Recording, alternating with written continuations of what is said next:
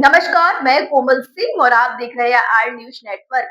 दुनिया के सबसे बड़े लोकतांत्रिक देश हिंदुस्तान में 28 राज्य और 8 केंद्र शासित प्रदेश है, लेकिन उसके बावजूद सबसे ज्यादा चर्चा किसी मुख्यमंत्री की अगर होती है तो वो है उत्तर प्रदेश जैसे बड़े राज्य की सत्ता संभाल रहे मुख्यमंत्री योगी आदित्यनाथ की, जिनका नाम देश का सबसे ज्यादा लोकप्रिय मुख्यमंत्रियों में शुमार है।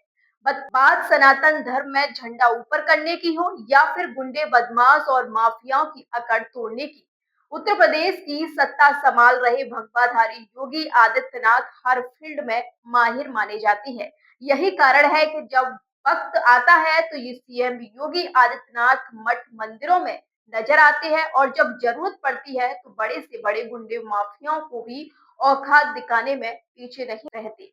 जिस अतीक अहमद के खिलाफ पीड़ित परिवारों ने मुकदमा दर्ज कराया उसके परिवार के खिलाफ, वह समाजवादी पार्टी के द्वारा पोषित माफिया है और उसकी कमर को तोड़ने का काम हमारी सरकार ने किया है।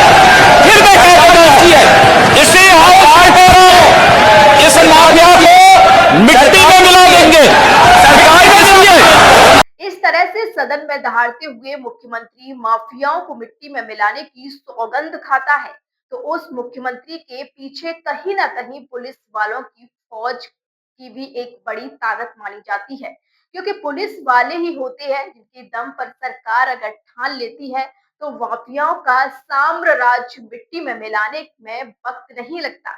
यही वजह है कि सत्ता में आते ही सीएम योगी ने सबसे पहले पुलिस वालों के गुंडे बदमाश और माफियाओं के खिलाफ एक्शन लेने की खुली छूट दी और इसका परिणाम भी देखने को मिला कि मुख्तार अंसारी, अतीक अहमद, अब्बास अंसारी, आजम खान जैसे खादी धारियों पर लगाम लगाने का काम किया गया।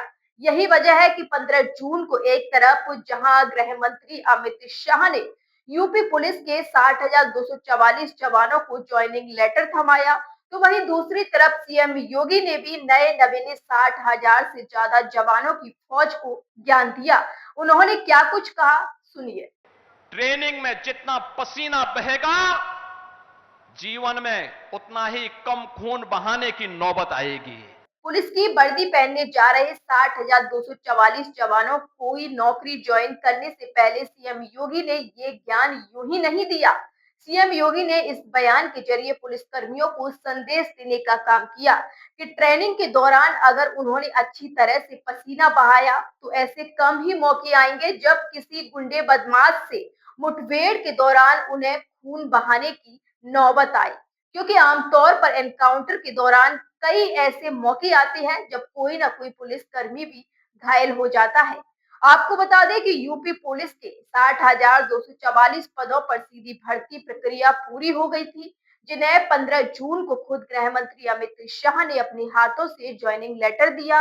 और सबसे बड़ी बात यह है कि ऐसा पहली बार हुआ है जब 12,048 महिला अभ्यर्थी की चयनित हुई, जिन्हें नियुक्ति पत्र दिया गया। योगी सरकार में इतिहास रचती यूपी के बारे में आपका क्या कहना है? अपनी राय कमेंट करके हमें जरूर बताएं। साथ ही सीएम योगी ने इस दौरान और भी क्या कुछ कहा, आइए यहाँ पर आपको सुनाते हैं।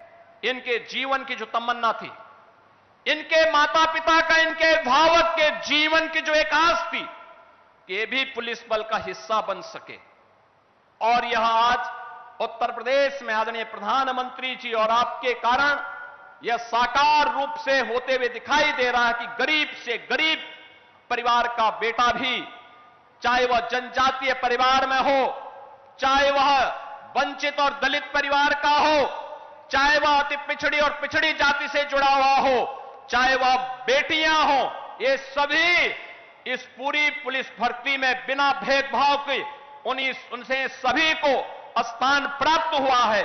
और आज वे लोग पुलिस भर्ती का हिस्सा बनकर के इस पूरे अभियान का हिस्सा बन रहे हैं। वे भी उत्तर प्रदेश के 25 करोड़ लोगों की सुरक्षा में सहायक बन पाएंगे। यह दृश्य आज हम सबको यहां पर देखने को मिल रहा है।